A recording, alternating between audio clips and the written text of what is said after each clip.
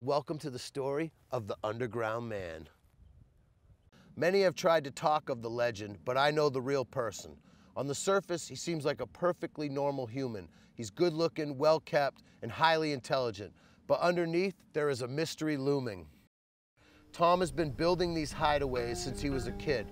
From tree houses to log cabins to underground dwellings, it has encompassed his life. The thing that amazes me the most about this story is the craftsmanship that his projects possess.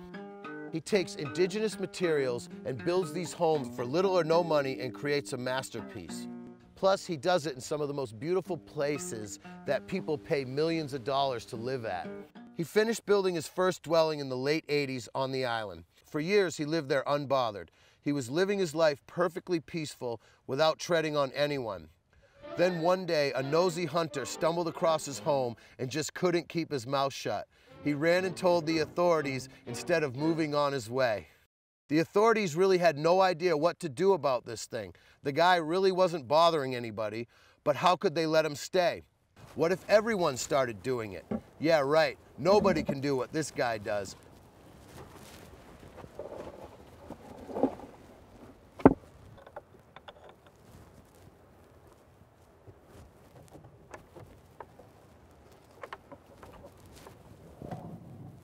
His craft has taken a lifetime to perfect. The commitment and dedication it takes is overwhelming.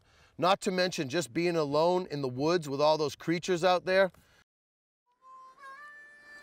Now here is when the story gets interesting. Picture this, Tom has been evicted from his home and it hits the news. The Boston Globe does a story and Tom is painted as a modern-day Thoreau.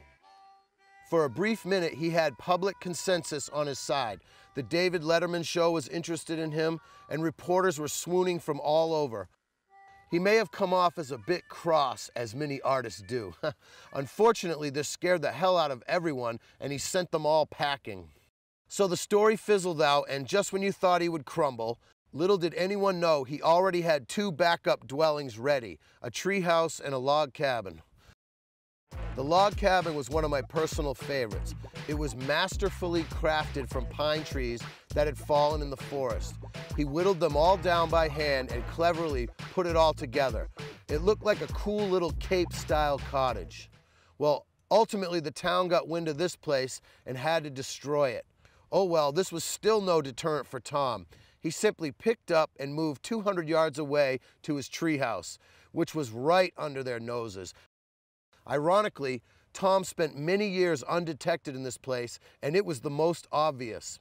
He spent some crazy winters in there. I remember one winter, we had an incredible storm with winds over 70 miles an hour. I was wondering what it was like for Tom. I can't believe he survived those storms. That is when I started developing a real respect for him. I also realized Tom's way with wildlife. He had a pet squirrel that was completely wild, and he trained it.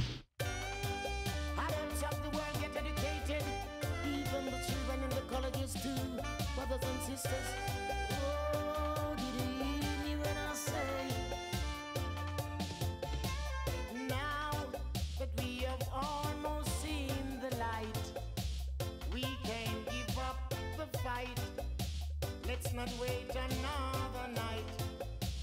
Go out and tackle this flight. For the week has become a might. Cause the horizon is near in sight.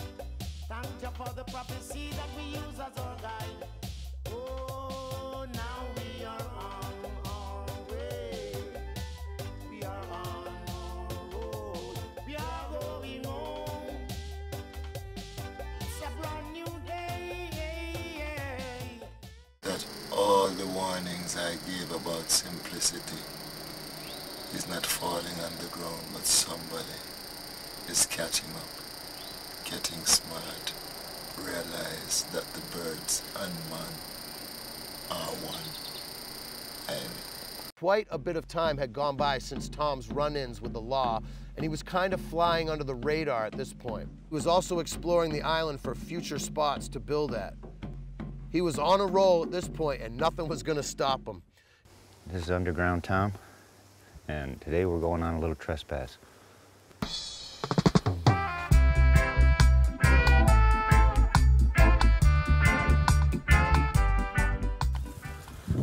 gonna visit the twig loop out near Stump Pond. This is a unique part of the island. Little Fern Grotto. The changes of the season here was really remarkable to be first-hand witness, and then being so concealed, hardly anything or anyone, or certainly no one, knew I was here.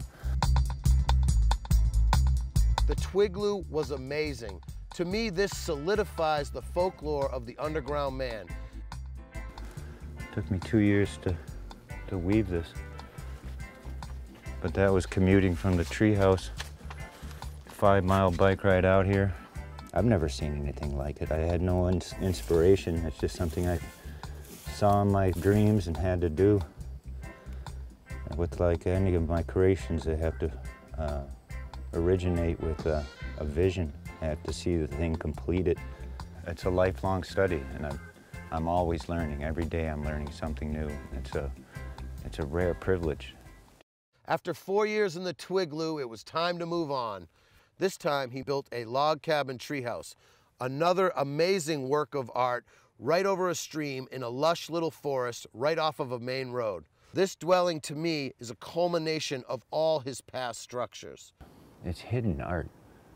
It's never intended to be seen, but inevitably it will be. You might as well make it nice. By now you can see this is no fluke and the guy is serious about it. All we know is he's still out there, but where?